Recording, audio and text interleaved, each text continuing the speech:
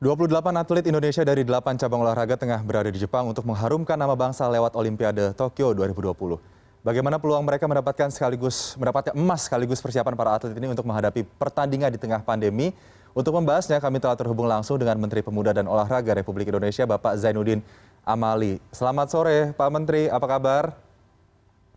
Selamat sore, kabar baik. Ya, terima kasih atas waktunya bersama CNN Indonesia. Pak Menteri, saat ini Olimpiade dilakukan di tengah pandemi. Ada juga ketakutan terkait lonjakan kasus yang terjadi di Jepang. Apa dukungan yang diberikan kepada para atlet kita yang berangkat ke sana, Pak? Iya, tentu para atlet kita sudah saya beri pesan ya, pada saat saya mengukuhkan mereka bahwa mereka di sana itu harus bisa menjaga kesehatannya. Sebab kalau sampai terkena, itu berarti dia tidak bisa bertanding. Maka hilang kesempatan itu. Dan belum tentu 4 tahun ke depan, di Olimpiade Paris, dia bisa tanding. Atau terpilih sebagai kepentingan Indonesia.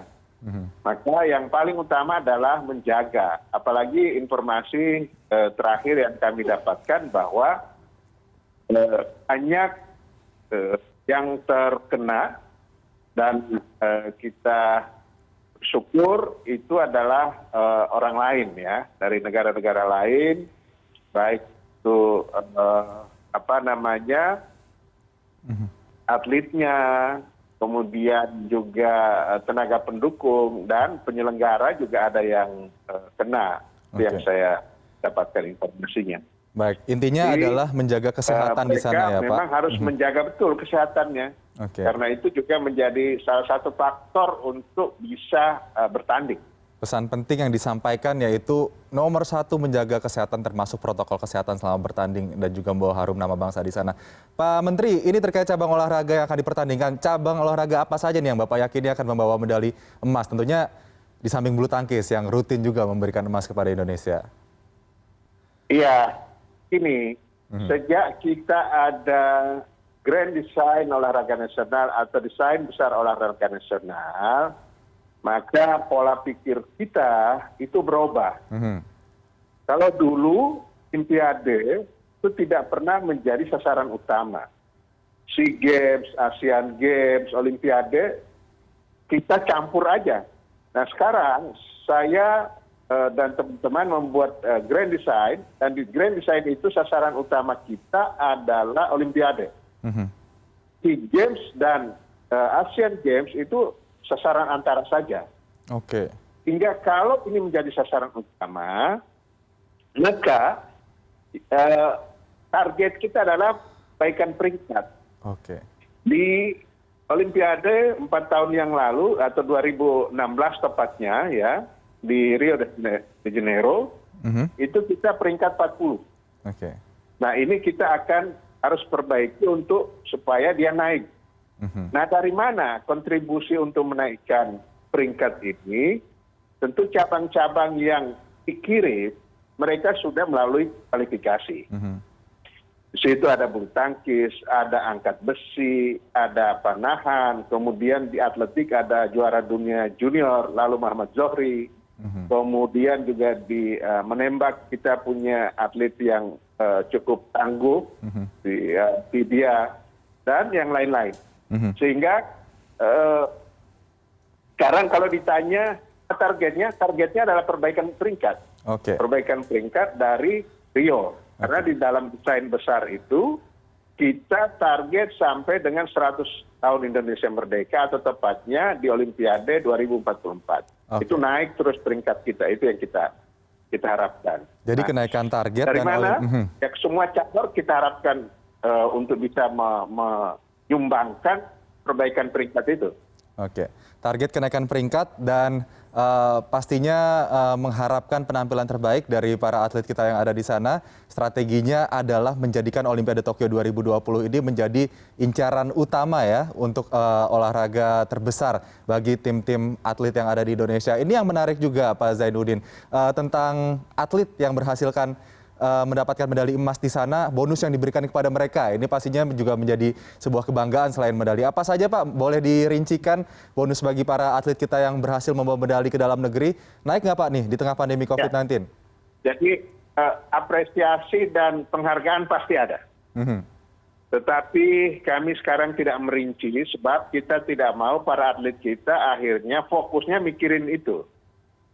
Saya mau mereka memikirkan bagaimana bisa berprestasi dan bagaimana pada olimpiade-olimpiade yang lalu atau bahkan di tingkat yang di bawah pun pemerintah pasti memberikan apresiasi. Nah setelah kita lihat hasilnya seperti apa, kemudian baru kita akan putuskan. Yang pasti ada, tidak mungkin tidak ada.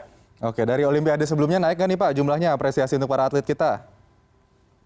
Ya kita lihatlah karena si Pak negara juga sekarang kan sedang konsentrasi untuk kesehatan, untuk bantuan sosial dan pemulihan ekonomi ya. Jadi tentu akan kita sesuaikan dengan situasi dan kondisi kita. Tetapi pasti saya sampaikan jangan itu menjadi fokus dari para atlet. Yang pasti karena dia bisa ditampil di olimpiade itu adalah sangat prestisius buat dirinya, buat keluarga dan lain sebagainya, dan itu tidak mudah untuk masuk ke sana. Menjadi sejarah juga ya Pak, olimpiade pertama yang dilakukan di tengah pandemi sekaligus juga tidak dihadiri oleh banyak penonton. Ini pasti banyak perubahan dalam pertandingan. Bagaimana dukungan warga Indonesia di Jepang di sana Pak Zainuddin untuk menyemangati para atlet yang saat ini bertanding? Karena kan ambience-nya akan sangat berbeda ya, olimpiade pada saat sebelum pandemi dan pada saat pandemi yang akan sepi stadion dan juga gelanggang olahraga di sana. Iya, jadi yang sistem yang digunakan oleh penyelenggara itu sistem bubble. Atau atlet dari penginapan ke tempat latihan atau tempat pertandingan. Itu terus. Dia tidak boleh keluar dari situ. Nah, saya tidak tahu masyarakat kita yang ada di sana apakah bisa atau tidak. Karena dengan sistem bubble seperti ini pasti akan dijaga, akan ketat. Bahkan yang non-atlet pun itu hanya boleh dari hotel ke venue hotel itu. Tidak boleh keluar dari garis bubble itu. Nah saya nggak tahu nih yang masyarakat di sana, tetapi begini, kita bisa hadir langsung di venue atau di tempat-tempat pertandingan atau tidak. Yang paling penting yang dibutuhkan oleh kontingen kita adalah dukungan moral, doa, dan ya, saya minta pada kita semua memberikan dukungan dengan apapun hasilnya. Karena biasanya begini, kita itu kalau bagus kita puji-puji, kalau tidak bagus langsung dicela, dibully dan lain sebagainya. Apalagi sekarang kan eranya medsos luar biasa. Nah saya menghimbau apapun hasil yang akan didapatkan oleh kontingen kita, karena atlet-atlet kita ini masih sangat muda. Jangan sampai mereka terpengaruh secara psikologis dengan apa yang kita tunjukkan di media-media sosial. Oke, baik. Pak Zainuddin, ini terkait dengan cabang olahraga ya. Saat ini kan ada 28 atlet dari 8 cabang olahraga yang dipertandingkan ikut serta dalam Olimpiade Tokyo 2020. Karena jika nantinya Olimpiade sudah menjadi sasaran target utama pencapaian prestasi oleh pemerintah kita, oleh Kementerian Pemuda dan Olahraga, nantinya untuk keikutsertaan apa sih target dari pemerintah kita Pak di Olimpiade selanjutnya? Ya, target pertama adalah untuk meloloskan sebanyak-banyaknya atlet di kualifikasi. Kan berbeda Olimpiade dengan Asian Games atau SEA Games ya. Karena itu dia harus kualifikasinya ketat dan kualifikasinya itu dengan negara-negara yang kuat. Jadi target pertama adalah meloloskan sebanyak-banyaknya. Semakin banyak atlet kita yang lolos, kalau sekarang 28 kan, nah kita harapkan nanti pada 2024 itu harus lebih dari atlet yang kita kirim sekarang ini. Itu. Kemudian yang kedua, begitu selesai, kita harus segera mempersiapkan diri. Mempersiapkan diri untuk Olimpiade Paris yang akan datang 2024. Jadi nggak boleh ada jeda terlalu lama. Mungkin mereka bisa istirahat dan lain sebagainya, silakan, tetapi tidak boleh terlalu lama. Baik. Pak Zainuddin, mungkin satu pertanyaan terakhir. Ini bagaimana pesan yang ingin disampaikan kepada para atlet sekaligus juga untuk para seluruh warga Indonesia yang ada di sini untuk bisa menyemangati para atlet kita yang sedang bertanding di tengah pandemi COVID-19 ini di Olimpiade Tokyo 2020, Pak? Oke, jadi saya mengulangi kembali apa yang saya sampaikan kepada para atlet dan ofisial serta seluruh kontingen pada saat saya mengukuhkan kontingen Indonesia sebelum mereka berangkat. Saya sampaikan bahwa mereka bertanding itu mewakili 267 juta lebih rakyat Indonesia. Jadi itu harus mereka pikirkan. Mereka tidak bertanding hanya untuk dirinya, untuk keluarga, klub atau cabur, tetapi untuk 267 juta lebih rakyat Indonesia. Sehingga harapan dari rakyat ini harus mereka tunjukkan dengan prestasi.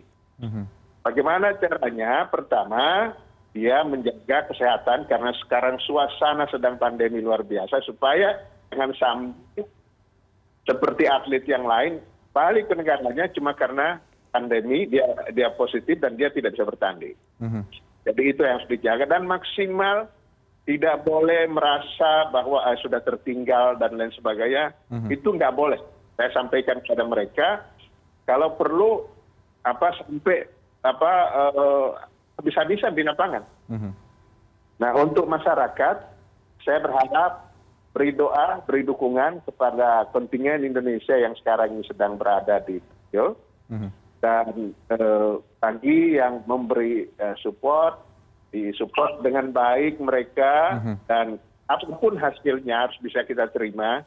Jangan sampai kalau hasilnya tidak sesuai dengan harapan, kemudian kita cemooh, kita bully dan lain sebagainya, itu akan membuat secara mental mereka akan down. Karena ini atlet rata-rata masih sangat muda. Ada yang bahkan si Cantika yang angkat besi itu masih 19 tahun. Jadi kita bayangkan itu. Nah, saya berharap masyarakat dukung, doa, dan mereka semangat. Baik, terlepas dari harapan kita untuk para atlet membawa medali emas kembali ke Indonesia, tapi kita juga harus sportif menerima berbagai mungkin hasil yang mungkin tercapai oleh para atlet kita di Olimpiade Tokyo 2020. Terima kasih Pak Zainuddin Amali, Menteri Pemuda dan Olahraga Republik Indonesia, sudah bergabung bersama CNN Indonesia Newsroom pada sore hari ini. Selamat sore Pak, salam sehat selalu. Salam sehat, selamat sore.